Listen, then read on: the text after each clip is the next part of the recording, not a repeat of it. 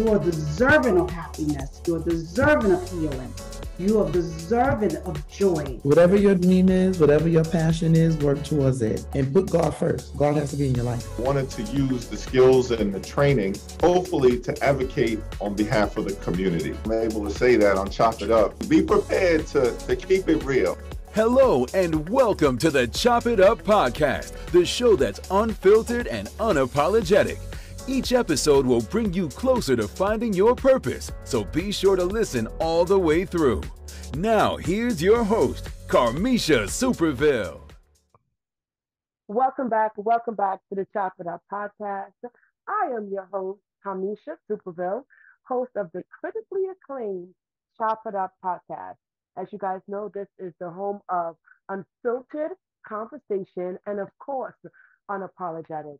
You guys, today we have the lovely and honor of speaking to a media director, a content creator, and an international photographer. Yes. Oh, yes, guys, we're going to get into it. We are speaking with Hassan Salam. He also goes by the name as Haz. I know him as Haz. Haz is, and of course, on social media, if you like to follow him, he goes by ShootwithHaz. ShootwithHaz. Today, we'll be speaking about photography, capturing the right angles, and really get into the nits and gritty of why it is so essential to have an in-house photographer or videographer on staff. Why it's essential to have those type of folks in your Rolodex, per se. Haz, his work has been seen on Vogue Arabia, Delta Airlines, Forbes, BravoTV, Huff Post, Huffington Post, and he has also produced a motion picture, which he's going to speak a little bit more about that. I had the honor of meeting this individual who I consider a brother, who I consider, someone that's amazing and someone that's so supportive of my career as well. And I have had the honor of meeting him in Dubai. So I'm really excited to speak to someone that I admire so much, and I really appreciate Mr. Hassan. Welcome to Chop It Up. Oh, that was the intro, man. You got to send me the snippet of that so I can save that. That was beautiful. I'm happy to be here. How are you? I'm doing good, my brother. I'm happy to have you. Listen, I have to do you right because you're royalty. God is good all the time, right? Yes. And I have to say, happy Ramadan. Yes, we fasting right now. 16 days strong. We in it. We in it. Oh my gosh. So okay, really quick before we even start, like for people that's listening, what does Ramadan mean to you? I should say. Yeah. Ramadan is it's a month of mercy. We look at it as a way to reconnect with our religion, and we look at it as a way to work on things that we do throughout the year that we might not necessarily like, bad habits, lazy habits, and we tighten it up during Ramadan. And it's a time of reflection. It's a time of repentance. It's a time for us to give up the worldly things like food, pleasures with our spouses, and really try to take our mind and put it into the book, which is the Quran, and our Lord, which we refer to as Allah. And we really try to push ourselves into acts of service. I'm helping people and really trying to be the best version of ourselves so it can last for the remainder of the year. So it's kind of like a restart, a month to restart yourself. Got it. I had when I was younger, I had a friend. Her sister was very big into Islam and the faith, and I used to see how they would fast, and I used to be like, "So wait, you have to fast without food for the entire day? Like, how is that possible?" And so, sometimes when you think about what you're sacrificing, it kind of, makes you kind of like wary of, do I want to, do this or whatever the case may be as a young person. But can you talk a little bit about that, Oz? Like, how has fasting impacted your life, and how long you've been fasting, and what what Mhm. what does sacrifice look like to you? Well, for me, I was born Muslim, so I've been fasting ever since I can remember. Second generation Muslim. Um, I've been fasting since I was a teen, puberty. You know, you're not obligated to fast unless you're past puberty. Um, and it's a journey. You know, you learn a lot about yourself. You learn because when you fasting, you're reframing from what you would normally do on a regular. You know, so all of your shortcomings, your laziness, um, you work through those things. And for me, I just try to be a better version, be nicer to people, be more patient. Um, watch what I say out of my mouth, watch what I look at, watch who's around me, and just try to be a better version of myself and try to evolve spiritually, you know, because it's hard. Spirituality is very difficult to get into nowadays with so much social media and you have all of these imagery, it's just everywhere. So it's great to have a time where you go back and you reclaim yourself, try to reclaim yourself and focus on what's important. Man, I love that. If only we can really, amplify that message, you know, globally, not even globally, but like within our community, especially for young Black men.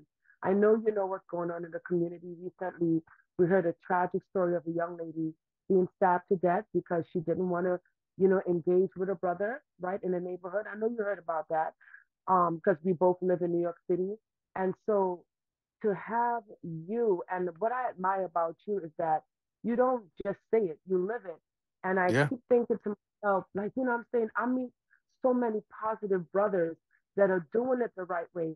But then you have this subset that's just given, that's just perpetuating this violence and this mindset of oppression. Haz, what can we do to really save the youth, man, to save the next generation? And what are some suggestions? Because I'm getting tired. I'm hmm tired of these stories. and to piggyback about the young lady, give you a little story. That young lady was my old student when I used to work at the Board of Ed. Her name is Samaya. I know her whole family. And before I went to full time entrepreneur production, I used to be an administrator at PS 38 in Borum Hill, Brooklyn. Her and her twin sister, her grandma, her mother, I know all of them. So when that happened and I saw, it really showed me that we don't have time. We might think we have time. This girl was supposed to outlive me. You know what I'm saying? Like, so it was like, and you'd be like, wow. And to see how she exited this world, it really showed me that we have a lot of work to do. And I think to answer your question, we have to be better mentors. The men who are doing the work, and I'm guilty of it, right? We so focus on success and so focus on building, we forget to do the community work. And we have to do a better job at identifying the at-risk children, identifying kids that might need help, going into those communities, maybe setting up the photography program, maybe setting up a video production program, maybe setting up some type of system, even if you save one or two. And maybe we can collaborate and have the women identify the children and invite the men out. And because women are great organizers. You can't ain't nobody organizing better than a woman. You know what I'm saying?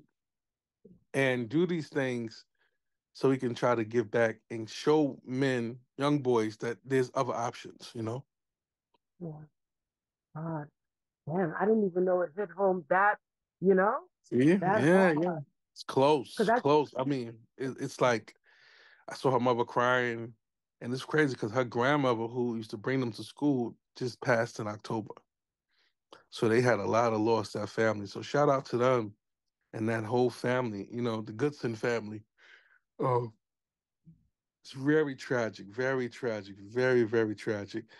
And two lives were lost, the yeah, girl and the boy. He's done. yeah, yeah, it's a His wrap. life is over. It's over. It's over. they're gonna throw the book on top of it. They're gonna bury him under the jail. Yeah. And he's probably no older than 18, 19, 20. He's a young man. So his whole lineage is done. It's done. Yeah. And that is the big thing, right? Our youth have become so desensitized that they're comfortable with not just killing each other, they rap about it, they sing about it, they dance to it, and it's become a norm. When I was coming up, it wasn't this culture of celebrating violence the way that it's celebrated now. Like drill music, how drill music, the concept behind it is talking about your enemies or what you're going to do to your enemies. I don't come from that. Music is supposed to make you feel good. Music is supposed to make you feel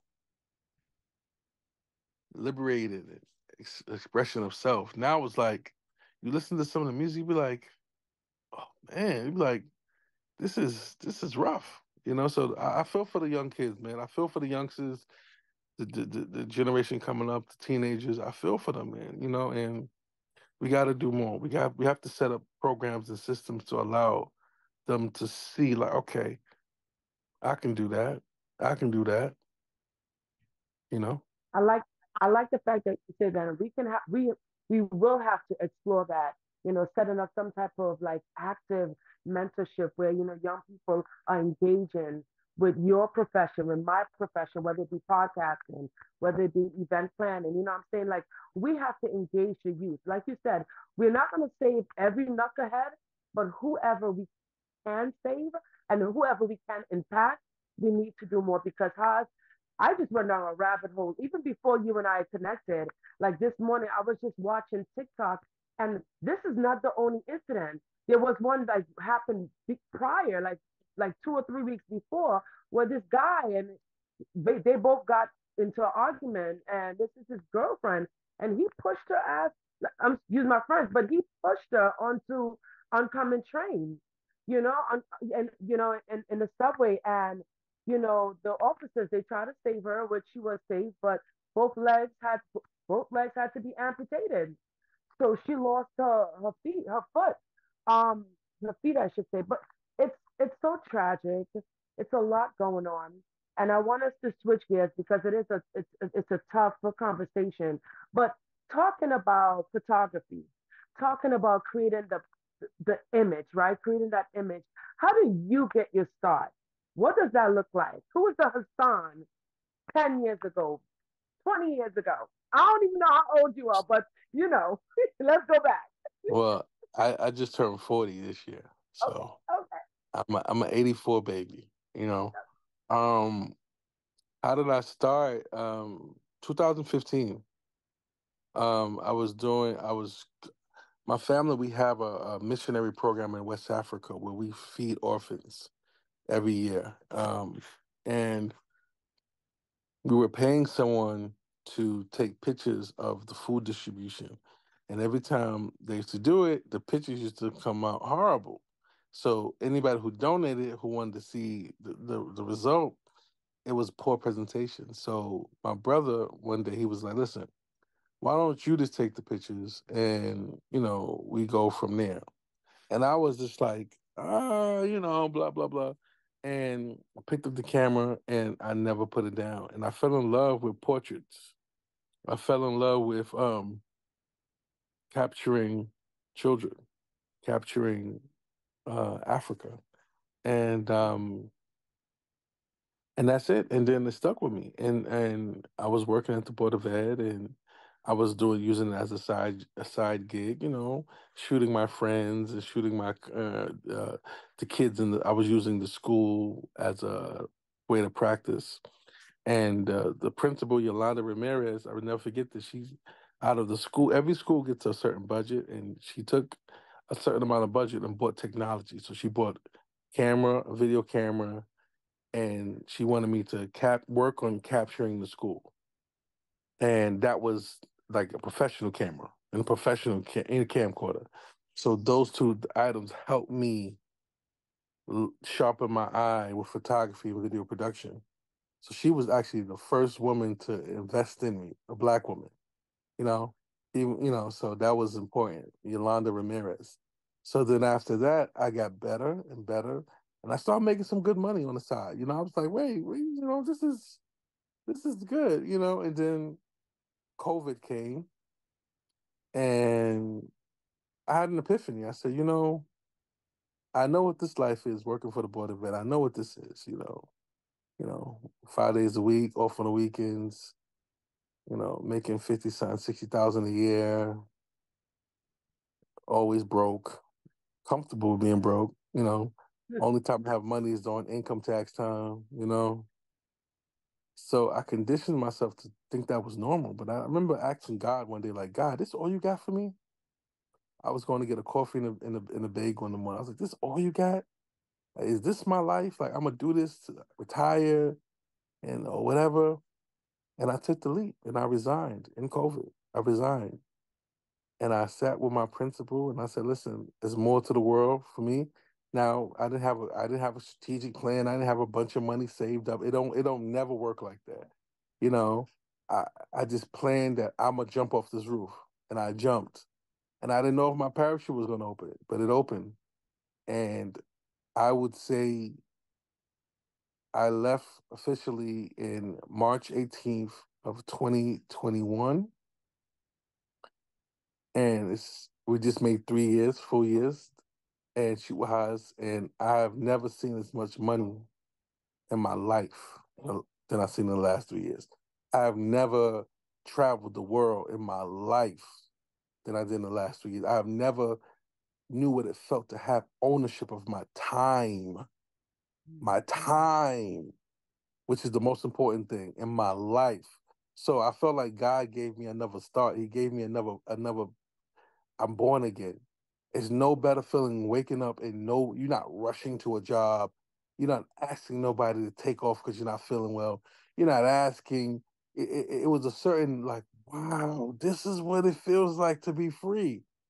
Now, what comes with that is the building. When you're building a business, now you take on different stress, you take on different debt, you take on different struggles. But I would never ever trade it. And I just kept my head low and built it. And I leveraged social media to build my visibility. So what does that mean? I became very active on social media. And what I did was I just started to rain, sleet, or snow, post every single day, multiple times a day. So it don't matter Yes, if I you take a do. picture of a person or a can, you gonna see my pictures. You're gonna be like, this guy posts. They're like, is he at work? What's he doing? I did it so people got tired of my face to the point where it became undeniable. And it was like, okay, let me book him for this. Let me book him for that. Let me book him for this. And and I'm thankful that worked. It stayed in people's faces, because I was very passionate about it. And here we are today, man. I'm traveling all over the world, man. And after Ramadan, traveling again. So I'm grateful. Man, that's a blessing. That's a blessing. You spoke about some risk as well, so we definitely going to have to get into that. Real quick, how did you end up in Dubai? How did we end up in Dubai? I know how I got there, Right, but right. So yeah, shout out to Luxotic Retreats. They found me on social media yeah, and they saw my work and they wanted before Dubai, the trip was supposed to be going to Bali. But because of COVID and all the sanctions and all of that stuff, Bali was canceled and they went to Tanzania. So we went to Tanzania and I did a production with them and we had a great partnership, great relationship. It was a vibe. So she's like, listen, you our guy now. You our media director. Wherever we go, you go. So then I went to Dubai early with someone else. Then I went to Dubai again with you guys.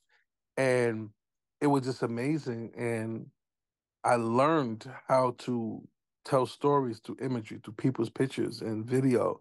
And it's not something about traveling and doing production because you get to really get the rawness of people. And Dubai is nothing but a backdrop. You've been there, and it was such an amazing time. I remember you had the blue abaya, the blue dress on, and you had your thing on, and then you had the conference. You was killing it with the white outfit. I remember visually, I remember everything. You know what I'm saying? You had the white yeah. suit on at the conference, And I remember that, and it was a great time and to be a young Black man in media is rare. We don't get these opportunities. We don't. Usually these jobs go to other races of people because they have the resources and they have the backing and the support. We don't really get this opportunity, so I don't take it for granted. Every country I've been to and did the production, every conference I shot, every mistake I've made, I learned, I built, I learned because I feel like I've been chosen to do this. You know what I'm saying? Like, because I was doing something totally different. My undergrad degree is in something totally different. It's not in production and film and photography. What is So, it in? liberal arts. I took the easy way. Right. Okay. You know, and but when I left that, the thing about liberal arts is cool because you can find a profession in psychology, you can find a profession as a teacher, and when you're going into education, and that was kind of like my study. If your degrees in liberal arts, it's less credits to get in your master's. This is like a little cheat code, you know what I'm saying? But I had changed. I was like, I'm not going to change and lose credit, so I'm gonna just keep this degree, get the liberal arts, whatever, and I'm going to just my focus was like psychology, it was like sociology, something like that. But I look at what I'm doing now, it's like so removed from that, you know what I'm saying? And I'm thankful. So um I'm thankful to be traveling all now. People call me all over the world. Like, hey, fly to Saudi Arabia. Hey, come out to Egypt. Hey, we want you in Ghana. I did a production in Ghana for New Year's. Hey, we want you at Hofstra University. You know what I'm saying? Hey, we want you here. And I think it's not really about, and I'll say this, it's not really about the skill set because anybody can you could have bought a camera, put it up, caught it, and that's it. It's the relationships. People want to be around good energy. Now I'm in a room full of at least 150 women. If my energy was off, they would have came and said, Kamisha, who's this guy over there? He. But Yeah. when you can go in a room full of women, powerful women, and it's love and it's good energy and people like you and they like it, that's when you know you're doing something more. Because in production, what I've learned is not about the product, it's about the relationship.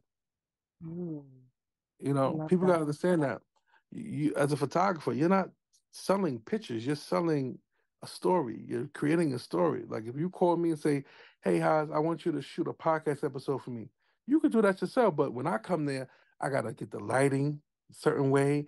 I gotta make sure the makeup is this way because we telling a story. So we sell energy. You and I are in the business of energy. When you get on that mic and you introducing everybody, we building off your energy. So we in the Right. energy business. So that's what we have to remember. And when you remember that, when you make mistakes, it won't you take it as a lesson. When you have hiccups, and I know you as a business owner, sometimes the invoices come late, they don't come, they this, that, you call it, because we wear multiple hats. We're the creator, we're the business person, we're the accountant, we're the so but I would never The garden, all of huh? the gardener, Everything. So the and whisperer. yeah, so and I would love to share this with young people so they can see there is money and you can make a good living for yourself doing something that you're passionate about. It might not be photography. It could be whatever, and we have to give our children options, and I'm big on that. Absolutely, absolutely. Well, you took all my follow-up questions. You kind of answered them all, but like, no, I love, man. That's why I love talking to you, especially when we have that vibe. All right, so Hmm. who impacted? I know you spoke about your brother, but who impacted your life or your skill set? Who would you say was like, your focal supporter? My number one supporter with photography, I would have to say my family Okay. because I would have to say it came from everywhere. I'm gonna be honest with you. I don't have no horror stories. I wasn't living on the street. I wasn't I don't have, you know, I had a good support system where my family was like, all right, you gonna do this? Okay, let's go for it. You know what I'm saying? And always words of encouragement, always when I bumped my head and got frustrated, gave me another way to look at things, you know what I'm saying?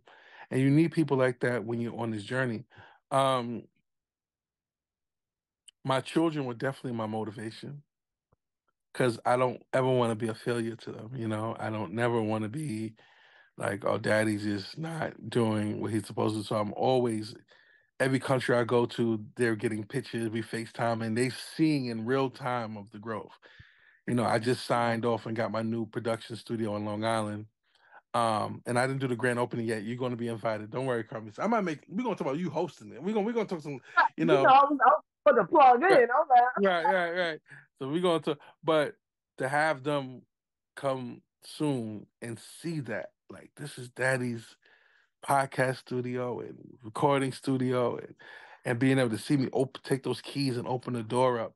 That's power. They have to see that so they can know it's attainable. And I feel like sometimes I'm late to the party, you know, like I was like, I'm 30, I'm 40, but a wise man told me, said, no, you're in the party. Don't time is relative. It doesn't mean don't look at it like, oh, because if God would have gave you what you have now at 25, you probably would have ruined it. You know, so everything is in its right time. And yeah, my children, my family, and my motivation. And now it's like, you know, having investors investing in business, having people put interest in Shoot with Haas, say, okay, I'm gonna give you this amount of money. I want you to do this. I'm gonna give you this and that. Now being a media director for multiple businesses around New York, now being able to travel the world, you know, it's a blessing. I wake up blessed every single day. I have, even when it's stressful, even when it's like you have, because to be honest, it's just me. And I try to employ my people. I try to employ, but it's hard to get people that want to work because this is a labor of love, right? One project, like we were just talking before we got on, could take you a long time depending on the project.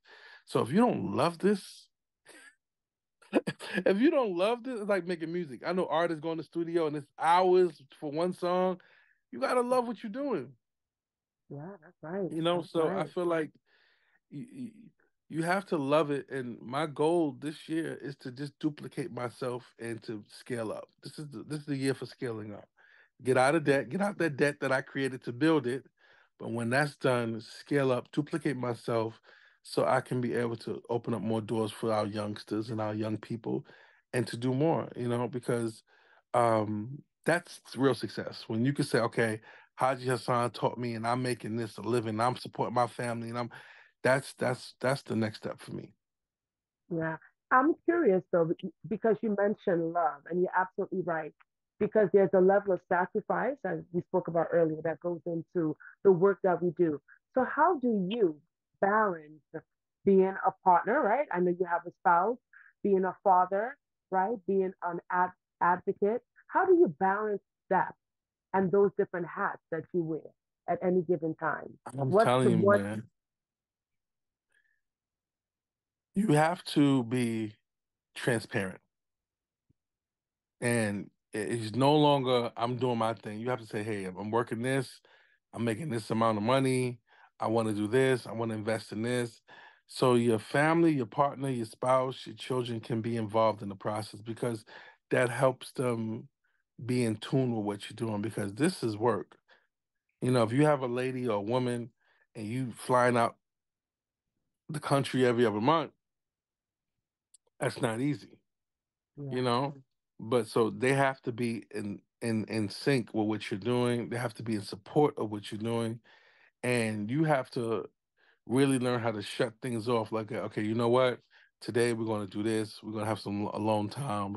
You have to create that because when you have a job, the job created that. Okay, Saturday and Sunday. So you knew if we're going to do anything, it'll be on a Saturday and a Sunday.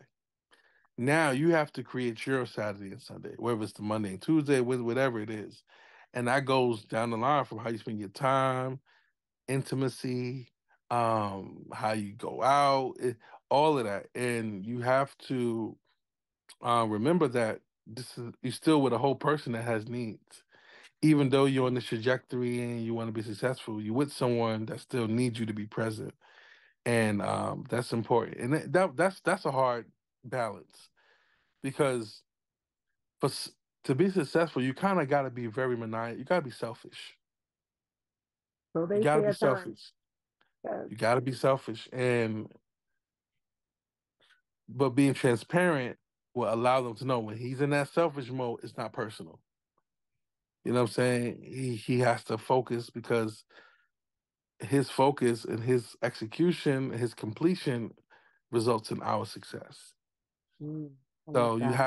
you have to be able to communicate that. And a lot of people that I've seen who have businesses, small businesses or big businesses, they lack in communication. And that's why they always have a lot of problems at home. Like, oh, she's mad, she tripping, she this, she that. But they're not communicating because they still have this mindset of like, I ain't gotta say nothing, I ain't gotta communicate, I whatever. And it builds tension and you don't want that. Yeah. So I think the balance is just communicate. Easier said than done, right? But for sure, for sure. All right, so let's talk a little bit as we switch gears a little bit. For folks that's listening, you might have someone that, because we have a very diverse listening pool. Let's talk about capturing the essence of capturing the right um, angle. Let's talk a little bit Mm-hmm. about that. Give us a little Mm-hmm. tips as we kind of close off. What is Okay. the essence of capturing the right angle? The key is to see the picture before you take it. A lot of us think that it's the camera. The camera is just a tool. Use your eyes and see the picture before you take it. So if you want to take a picture of a beautiful woman, right? What about this woman is beautiful to you? Is it her eyes? Is it her posture? Is it her shape? Is it her hair? And make that the focal point. So if you say, okay, I like Carmisha's facial features, so you're gonna focus and target on her face. And not to get too technical with tech terms, but just focus on what you think is beautiful and start from there. And you have to learn from your mistakes. You have to make that's the number one thing that nobody told me when I first started. You have to make mistakes. You have to take pictures, and some of them are out of focus. You have to take pictures and they blurry, so you could go back and understand why is this picture blurry? Why is it out of focus? Oh, she was moving. Oh, she was this, she was that, and then learn how to adjust your settings. But the key to the great picture is what you see. What do you think is valuable to you? You know, what do you think is beautiful to you? And try to hone in on that. Got it. I love that. I love that. All right, cool. Thank you. That's beautiful. I want to talk a little bit about booking, right? In terms of what should one look for when booking a video professional? I know for me Good personally, question. my experience has been difficult finding the right video professional. So what should someone look for, as they book someone of your magnitude? Number one is build a relationship Mm. with your media video guy. You have do not make it do not make it a exchange like, okay, you shoot, I pay, and that's it. Because what happens with production, and I've learned this over time, things happen and you need to communicate. I'm gonna tell you what happened. I was in Dubai. You didn't know this. I was in Dubai doing a production, and one of my cameras died on me. Right? I thought I'm a one man band. I thought I charged it. I swore I charged it, but during the production, it died on me. I didn't know it died on me. Know who saw it? Leticia saw it. That the red light went off. She immediately ran, got the plug, plugged it in, and said, "Don't worry," because we built a relationship. It wasn't about money. It wasn't. She wasn't tripping because you got to look at the bigger picture. Yeah, you ever seen movies and movies that have mistakes? Nothing's perfect. No production in this world, no pitch is perfect, no production is perfect, but the relationships between the client and the videographer has to be, because everything is a conversation. Everything can be fixed. You know what I'm saying? And that's important. So when someone meets someone that does production, try to form a relationship with them. See how they deal with other clients. See how they deal with you before you even start working, because that's going to dictate the workflow of the project, right? So, like, say for instance, if you just want to keep them as like okay, you did the work, done, you paid, finished, and then now you're going to put yourself in a hole, because if you need anything changed, anything added, he's going to be, all right, so it's going to be this amount, that amount. It's no relationship there. In the long run, it's not working. Or so you want to be able to build a relationship. So when you do need some, say months from now, you're like, hey, remember that conference you shot? Do you mind putting a little 30-second trailer to me together? If it's a relationship, he's not charging you for that. But all right, cool. I'm between, but I got you. Because it's a relationship. Because he knows every time you have a production, you calling it. So he's not charging you for the little stuff along the way. And I think that's important. And I think a lot of people miss that. Haz, I hear you, but relationships are hard to build. What if it's not reciprocated? Because I know personally, I've tried, and I'll go down the line with videographers. I had one time a videographer got on his face with me, and literally we were talking, and I was trying to build a relationship, and the time for the finished product, he's giving me all this BS, and he's literally telling me, "Oh, I have to wait," and just attitude. And I'm like, "Yo, wait, where is this coming from?" Yo, I had to go Brooklyn on him. Like I literally had to spaz out, and by me spazzing out, he was like, "Oh snap! All right, listen, I'm gonna get you your stuff, and it's gonna be that." And I was like, "Yo, I thought we had a Cool. good rapport." I didn't know him for a long set of time, and of course, I'm in the event world. I can't build relationship with everyone, but I'm very respectful. So we had built that up. And the fact of the matter is, when it came to the final product, he was trying to switch up, and I had to get out of pocket with him and check him. So my question to you is, how do you build relationships? One, and what does that look like, especially when it comes to a female business owner working with a male? Sometimes I feel like those dynamics can clash at times. Be honest. I think sometimes, I'm gonna be honest, we on your podcast, it's the Chop It Up podcast guy. I think what happens is sometimes the videographers, they start liking the client Mm. and they get it confused. They take the niceness that the client is being nice as she likes me, or they start developing feelings for that client, for that person. And when she gives him some pushback or asks him to do something else, he gets emotional, and it gets funny. But low key, he likes you. He might want to date the person. Men and women, it's the loss of attraction are there. So he might be like, damn, Carmisha, I'm just using Carmisha's beautiful, man. I really want to talk to her. And now you're talking about the project, you're laughing, whatever, he's around you. And then you off to the next project, right? So now he don't have that Right. access of you no more. He can't text you, can't call you, and he might not know how to handle that. He might feel away. And I think that sometimes men blur the lines with women when they're working with women. And then when women don't reciprocate their advances, it gets funny. Like, well, all right, well, she ain't getting. I know people who has hired videographers, paid them, and never received their footage. Yeah. Yeah.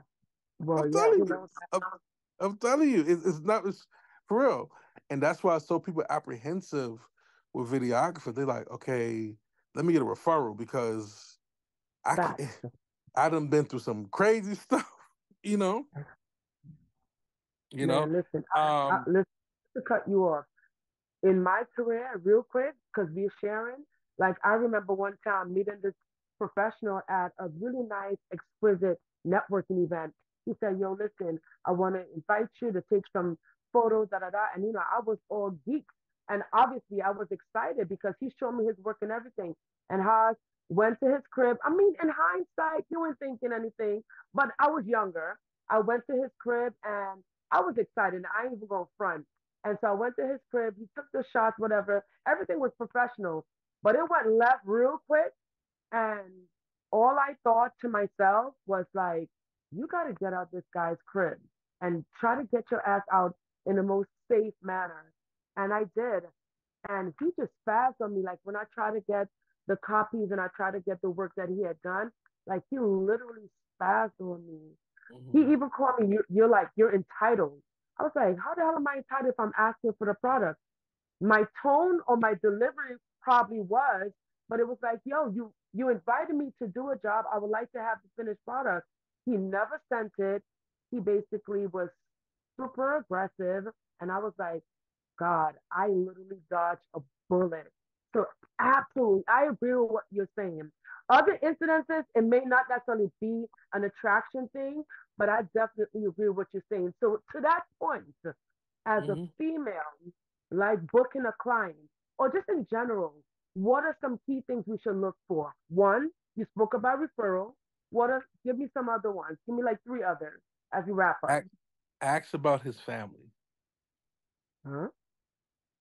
I'm giving you some free game right now, and you can sit, ladies, do it very candidly. You know, when you meet a videographer, and you say, okay, what have you worked with? Who have you worked with?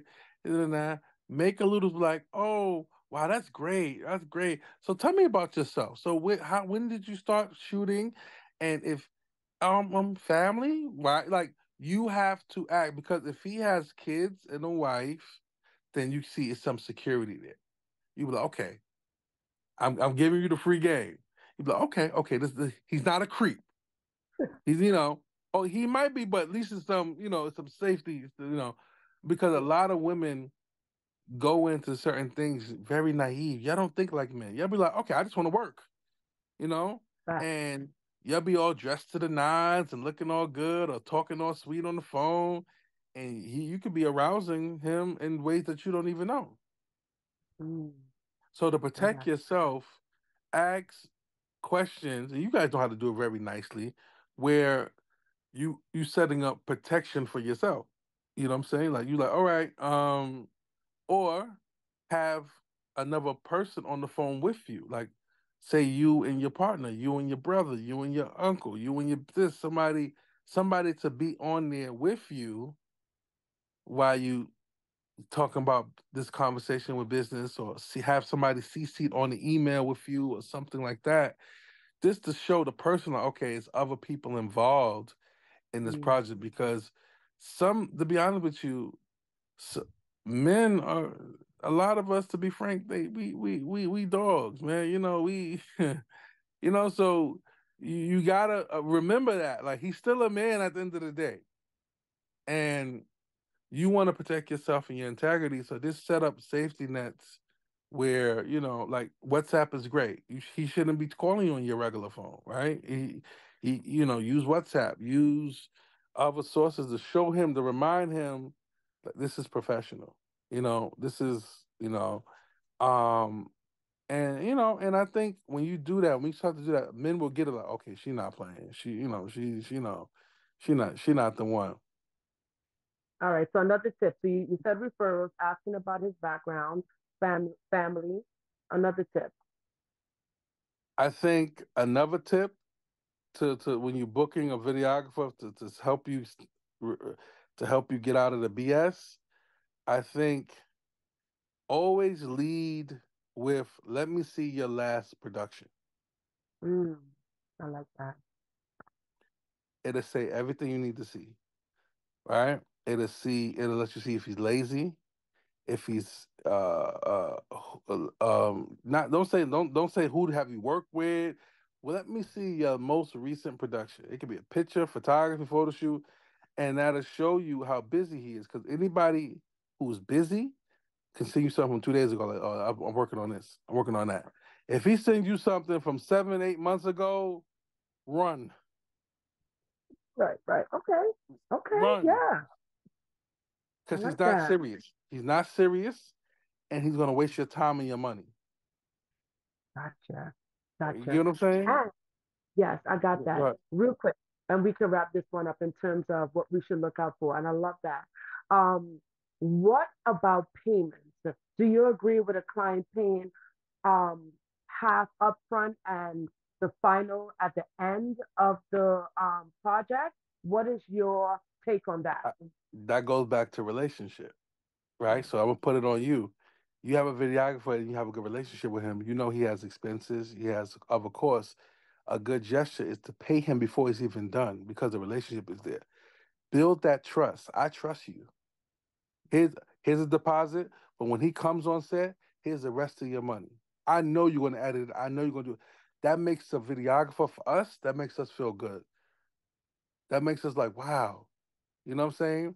That makes us leave there with money in our pocket, start the conversation with money in our pocket. So we don't want to lose a client like that. Now, Mm, but that's if a relationship is intact. Now, let's say a relationship is not intact. I would suggest you say pay the deposit and then pay once the project is complete. Because perfect. if he runs off with your footage, it goes MIA, the dog eat it, it breaks, whatever, at least you won't be out of the full amount. You go, you know what? He did give his time. He came, he shot, whatever happened. We just call it is call it, we call it like it is. But Right. but even in those situations, like say you had a production and something went wrong, build a relationship because the next production, by having a good relationship, he's gonna remember that. And when you say, how much is it? You know what? Last time, you know what I'm saying? Like it's all relation. And I've seen this stuff done, like on bigger levels. Like it's all relationship. Like people don't give prices according to, oh, my hourly rate is no. It's, oh, that's Carmisha. What's up? What you need? What's going on? Okay, cool. I'm gonna be there. I'm gonna be punctual. I'm gonna be professional. I'm gonna represent you. I'm gonna have this stuff. I'm gonna do this. It's a lot because, videographers. We don't. I feel like sometimes people don't understand what we do. We are the content creation. We're not just holding the camera and filming. We're telling stories. We're editors. We Yeah. go. It's a lot of work.